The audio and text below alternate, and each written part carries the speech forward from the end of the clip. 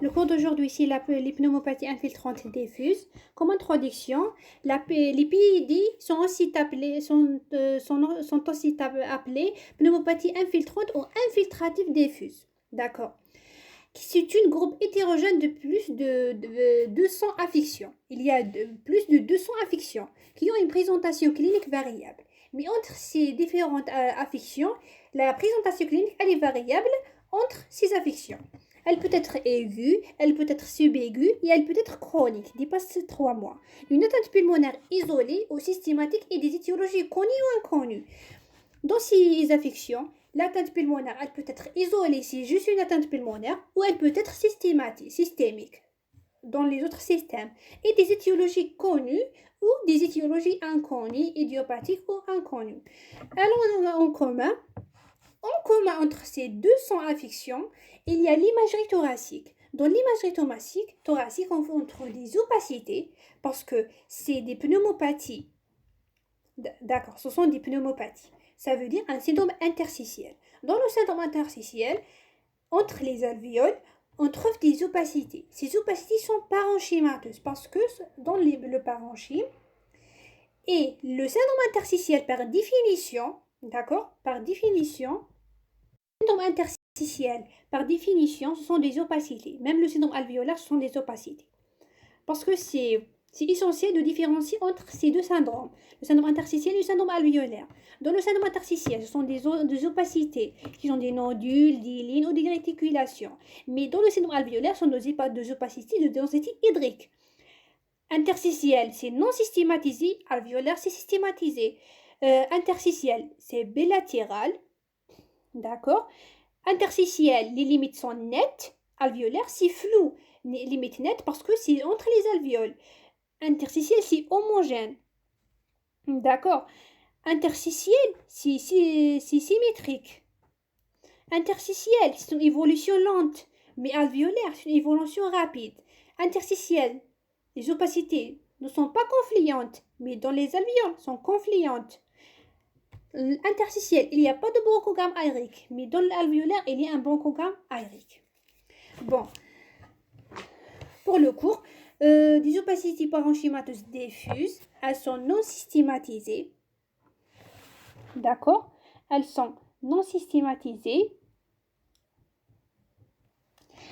Et il y a aussi, ils sont bilatérales et ils sont symétriques. Pour la physiopathologie, les lésions. On peut trouver des lésions. D'accord. Les lésions, c'est l'infiltration diffuse du tissu conjonctif. Bon, sur le tissu conjonctif pulmonaire, il y a une infiltration de ce tissu conjonctif par les cellules inflammatoires. D'accord. Les cellules inflammatoires peuvent engendrer des lésions ou de la fibrose. D'accord. Les lésions ou la fibrose par les cellules inflammatoires. L'infiltration de l'interstitium responsable d'un épicisme, bien sûr. Si l'interstitium il est infiltré par quelque chose, il va s'épicer des parois alvéolaires, mais aussi des espaces alvéolaires. Bon, dans le syndrome interstitiel, il y a un épicissement des parois des alvéoles, mais aussi les espaces entre les alvéoles. D'accord. Par l'infiltration. Et pour certains des voies aériennes et des vaisseaux pulmonaires. Et pour certains, cette infiltration peut toucher les voies aériennes, même les voies aériennes et même les vaisseaux.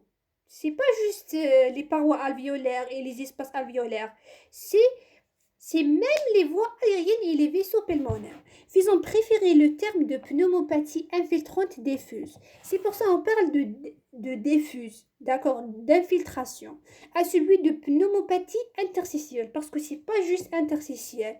C'est aussi les voies aériennes et les vaisseaux. Dans certains PID, une atteinte de l'espace alvéolaire peut aussi se voir. Et de certains PID, il y a aussi le problème alvéolaire. Les conséquences fonctionnelles, il y a un épicissement de la barrière alvéolo-capillaire. Elle est responsable de quoi? De troubles de diffusion. Imaginez un épicissement de l'espace alvéolaire, l'espace d'échange alvéolo-capillaire. Le premier trouble, c'est la diffusion. Gaz du sang, hypoxie, c'est normal parce qu'il y a un trouble de diffusion. Hypocapnie, pourquoi? Parce que l'hypoxie engendre l'hyperventilation, une hypocapnie. Un syndrome restrictif parce que si dans le syndrome c'est interstitiel, qu'on a la restriction. Mais certains d'entre elles s'accompagnent d'un trouble ventrilatoire obstructif. D'accord. On peut trouver aussi un problème obstructif. Ah, dans le cas de silicose. Ah, dans le cas de silicose, attendez.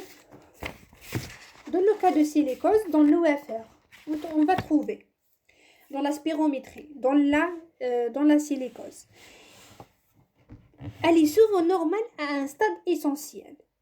Et on peut trouver un syndrome obstructif dans ce cas de silicose. Tardivement, elle s'associe à un syndrome restrictif. Après, il y a un syndrome restrictif à cause de la fibrose. Donnons un trouble mixte. D'accord. Dans la silicose, c'est une pneumoconiose. C'est un trouble ventilatoire mixte. Il y a aussi l'histiocytose X. Pour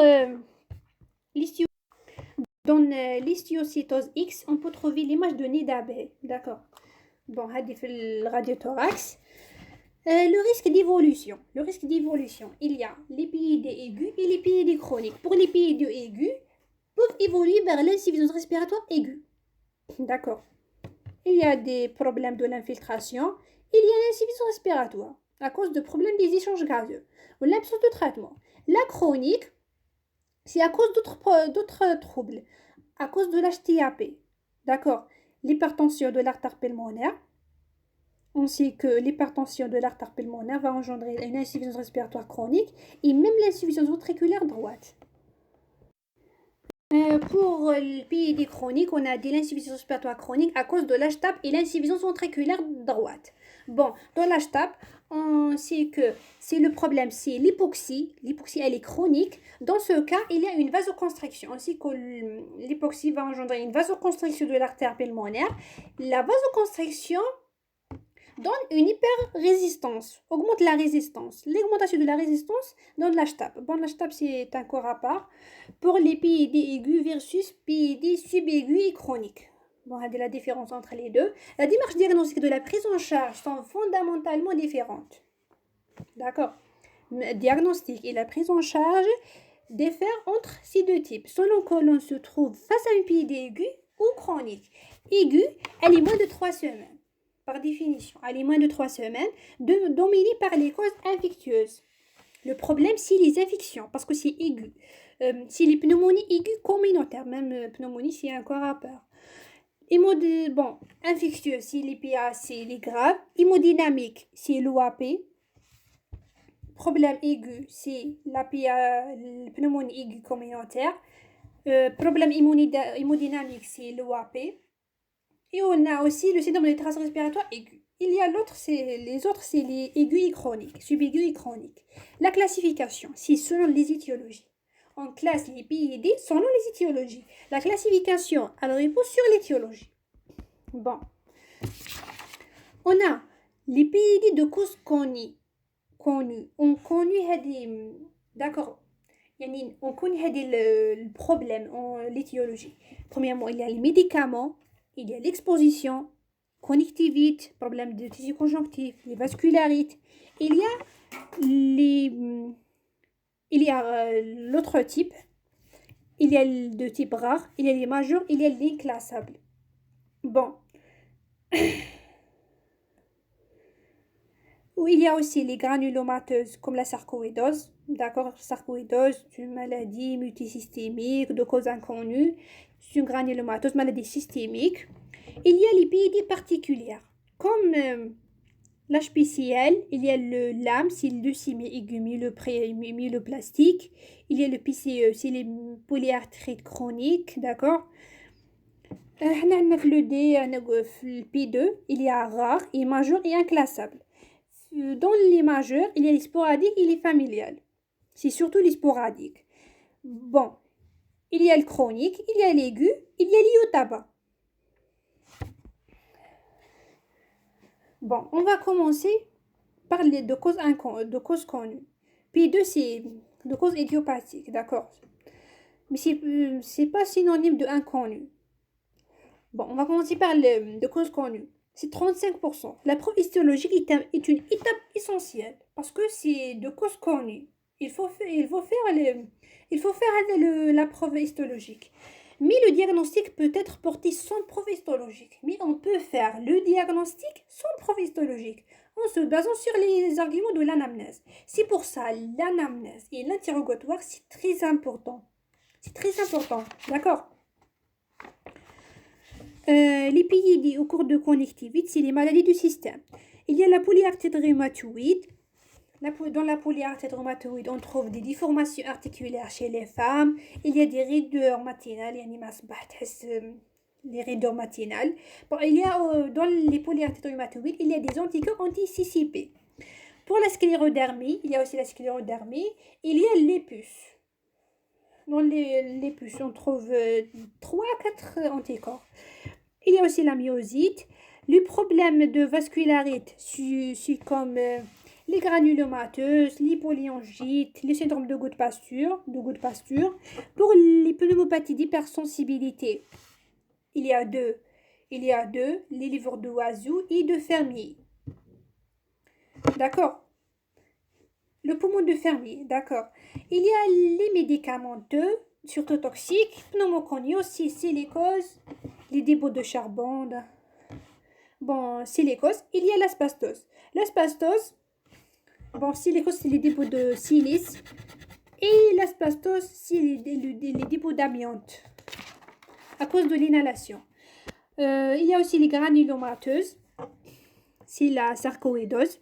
Il y a d'autres. Il y a l'idiopathique. Pour l'idiopathique, elle représente 25%. La classification du pneumopathie interstitielle diffuse idiopathique comporte différents sous-groupes. Il y a les majeures, les rares et l'inclassable. Pour l'idiopathique majeure, sont groupés en PID idiopathique fibrosante chronique. Il y a les majeures. Dans les majeures, dans le tableau, d'accord, il y a les majeures. Dans les majeures, on peut trouver les PID idiopathiques majeurs, rares et inclassables. Les PID idiopathiques majeurs sont regroupés en PID idiopathique fibrosante chronique. D'accord? La fibrose pulmonaire idiopathique et pneumopathie interstitielle non spécifique idiopathique. Les deux. PID lié au tabac, il y a la PID liée au tabac. C'est la bronchiolite respiratoire avec pneumopathie interstitielle et pneumopathie interstitielle ischématique. Ça veut dire qu'il y a une inflammation chronique, il y a infiltration des espaces aériens par les cellules, d'accord. Il y a aussi le fibrose pulmonaire idiopathique, le FPI. Il y a aussi les pneumopathies interstitielles non spécifiques, les PINS. Il y a les pneumopathies organisées cryptogéniques, les POC. Ce sont des pneumopathies interstitielles idiopathiques à cause de fibrose. Il y a d'autres.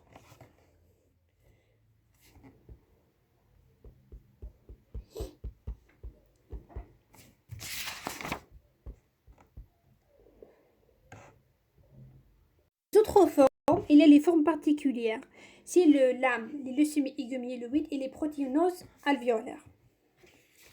La démarche diagnostique devant NPID. D'accord, on va faire le diagnostic. Premièrement, on commence par la clinique, les circonstances de découverte. C'est quoi quels signes on peut trouver dans cette PID? Il y a la dyspnée d'effort, plus une toux sèche, elle est non spécifique. D'accord, c'est pas spécifique de la PID, elle est progressive. La symptomatologie extra-respiratoire en cas de maladie systémique. Si la maladie elle est systémique, elle touche plusieurs systèmes, on peut trouver des symptômes extra-respiratoires.